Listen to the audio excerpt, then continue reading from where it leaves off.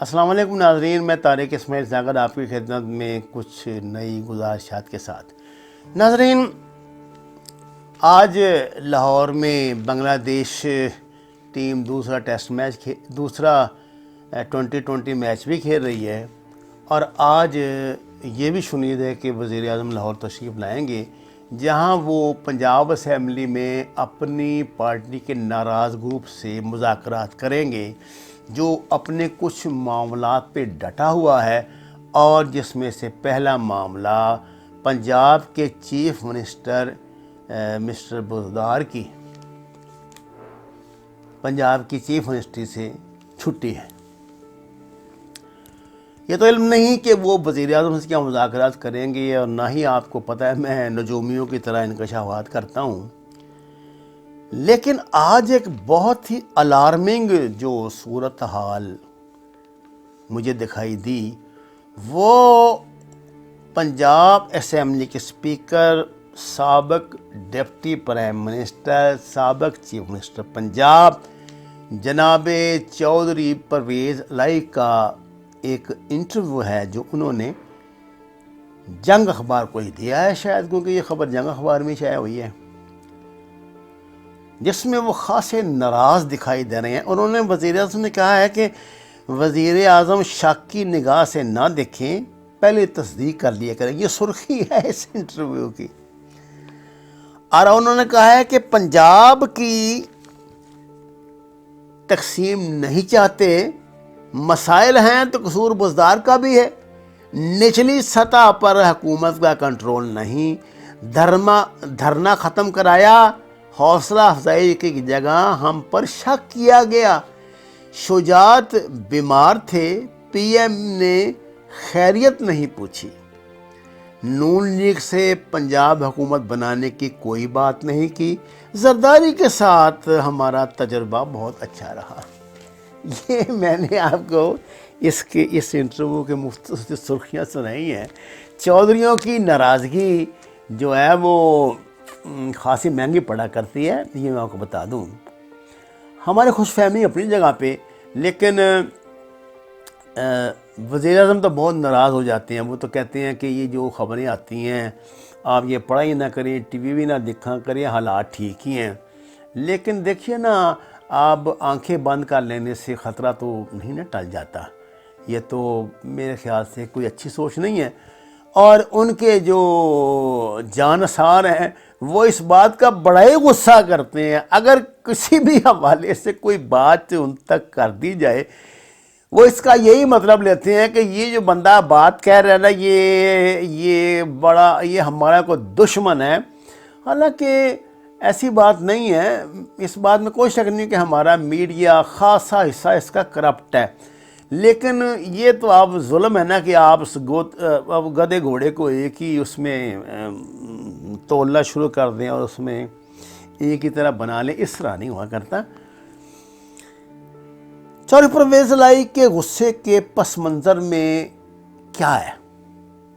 Number 1، Punjab کی chief ministry ان کی جیب میں ہے۔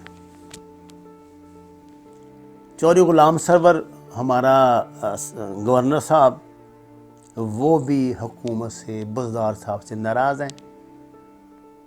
آپ نے ان کے بیانات دیکھ لیے۔ حمزہ شہباز کی کچھ دن پہلے کی سٹیٹمنٹ اپنے دماغ میں لائیں، اور شہباز شریف صاحب کا لندن سے تازہ بیان اور تازہ ہدایات جو ان کے جانساروں کو ادھر ملی ہیں، وہ یہ ہے کہ جتنی جلدی ممکن ہے پنجاب میں حکومت کا دھڑم تختہ کریں، خواہ اس کی ہمیں کچھ بھی قیمت ادا کرنی پڑے۔ تو اب یہ کہہ دینا کہ نہیں جی کچھ بھی نہیں ہو رہا، یہ تو باتیں ہی ہیں، یہ تو صرف ہے، یہ تو غلط سوچ ہے۔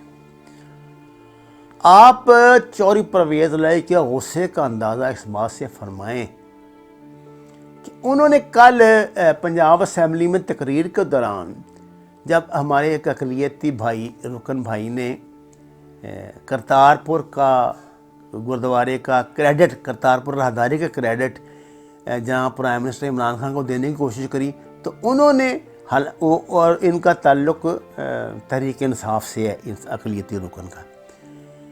چودھری پرویز الہی غصے میں آ گئے جناب، انہوں نے ان کو ڈانٹ دیا, کہا کہ اگر پتہ نہ ہو تو بات نہیں کیا کرتے, اس کا کوئی تعلق نہیں عمران خان سے. آپ اندازہ کریں گے کہ وہ کس کی نمائندگی کر رہے ہیں. انہوں نے کہا کہ یہ تو جنرل باجوہ کی جپھی تھی جس نے یہ راہداری بنوائی.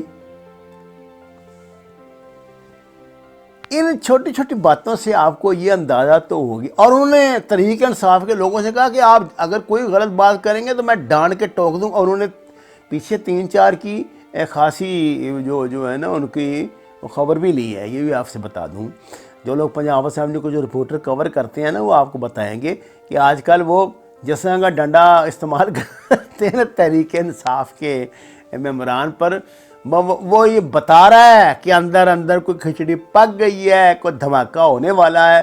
آپ مانیں یا نہ مانیں, ہمیں اس سے کیا لینا دینا. میں تو واقعات کی بنیاد پہ آپ کو کہہ رہا ہوں, لیکن میں کہتا ہوں کہ پاکستان اس وقت کسی بھی سورج کا, خصوصاً سیاسی سورج کا متحمل نہیں ہو سکتا.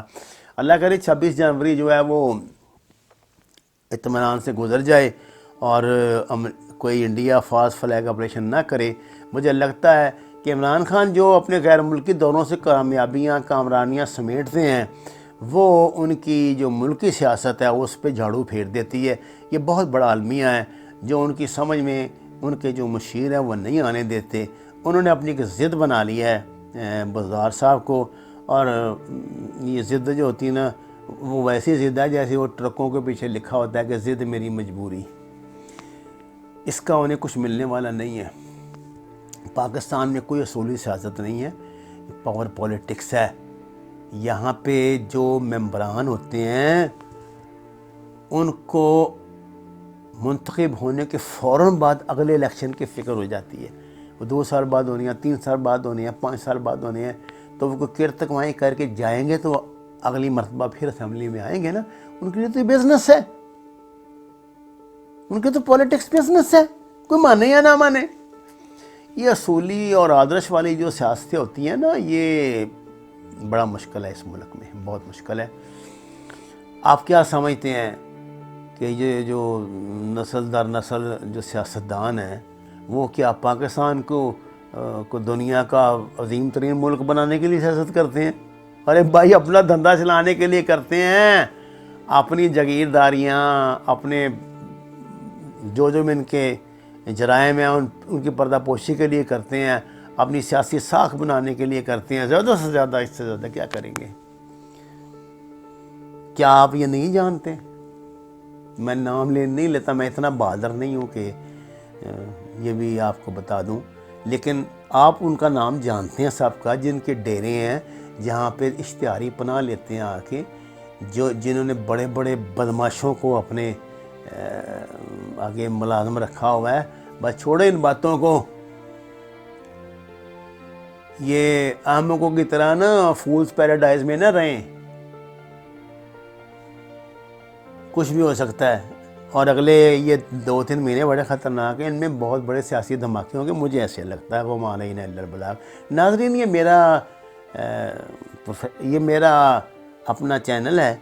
آپ سے درخواست ہے کہ اگر آپ یہ سمجھتے ہیں کہ میں فارملی یا انفارملی جو آپ سے باتیں کرتا ہوں وہ آپ کے دل کو لگتی ہیں اور ملک کی ترقی و فلاح بہبود میں کوئی کردار ادا کر سکتی ہیں, یا کم از کم آپ کو حالات کی صحیح تصویر دکھا سکتی ہیں, تو آپ سے درخواست ہے کہ اس کو سبسکرائب کریں,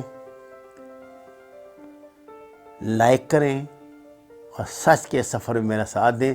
آپ کا بہت شکریہ.